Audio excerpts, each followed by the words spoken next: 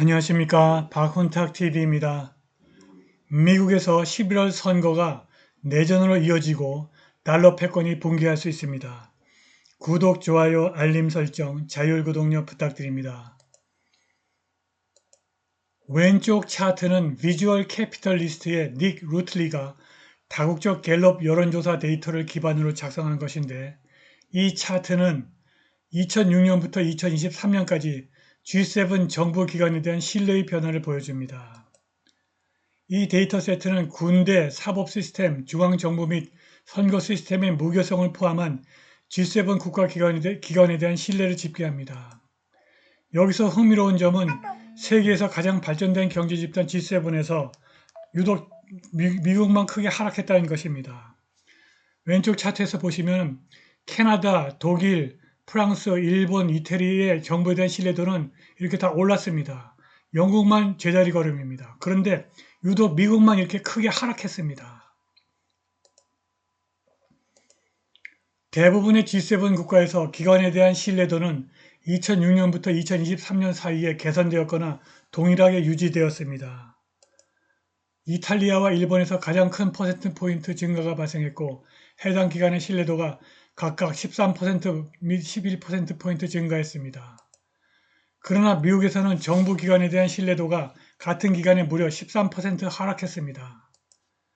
2006년 미국은 정부 기관에 대한 신뢰도가 63%로 영국과 함께 가장 높았습니다. 하지만 미국의 다양한 국가기관들의 2023년 점수는 다음과 같이 처참합니다.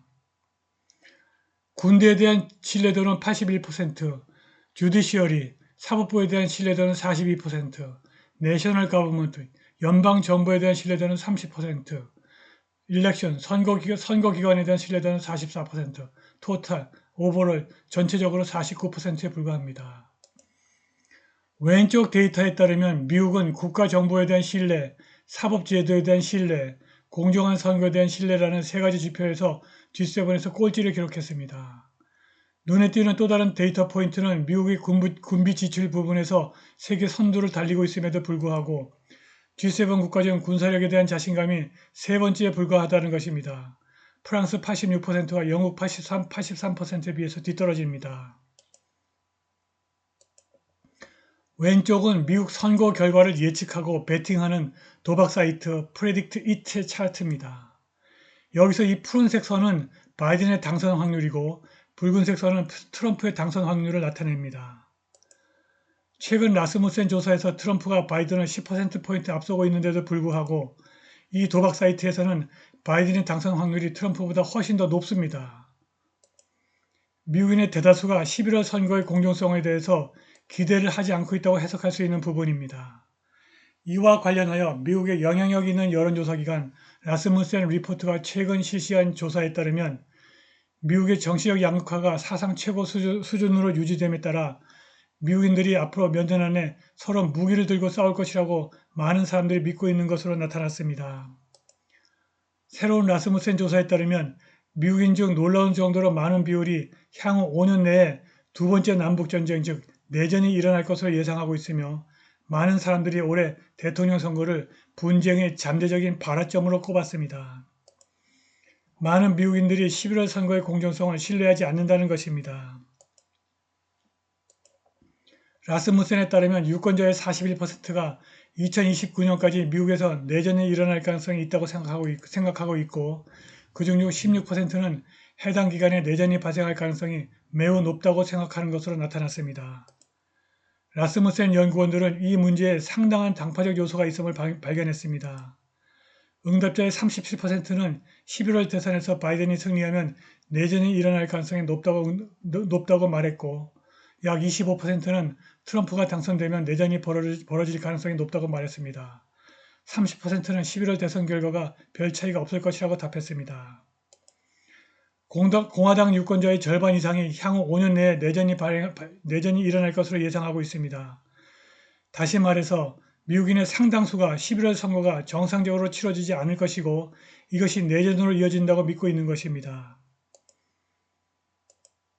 최근 몇 년 동안 진행된 다른 설문조사에서도 비슷한 결과가 나타났습니다.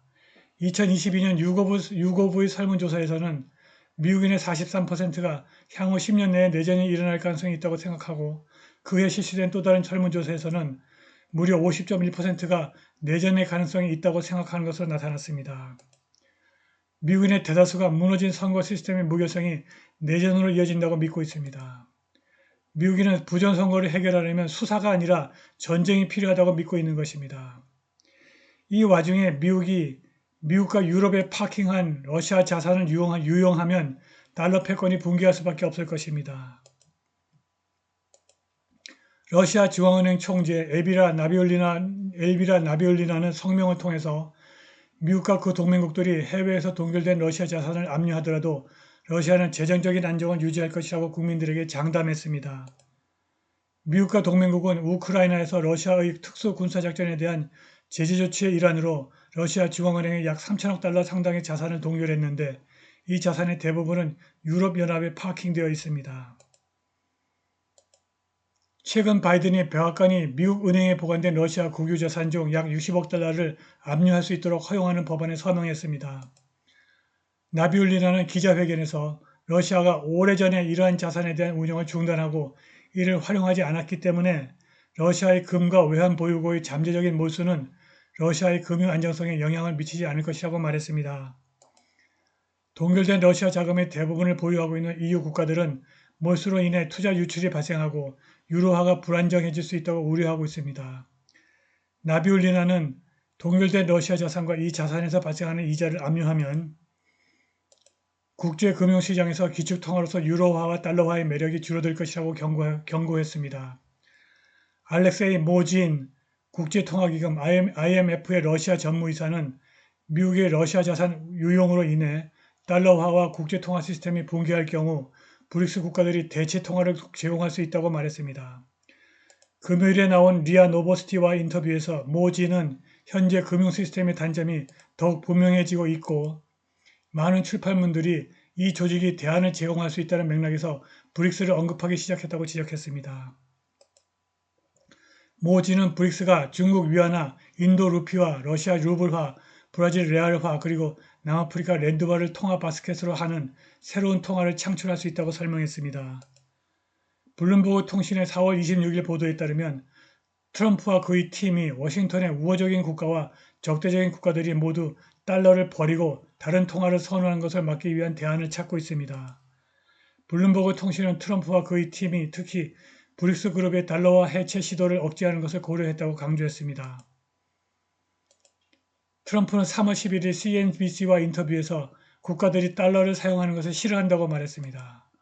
트럼프는 나는 국가들이 달러를 포기하는 것을 허용하지 않을 것이다.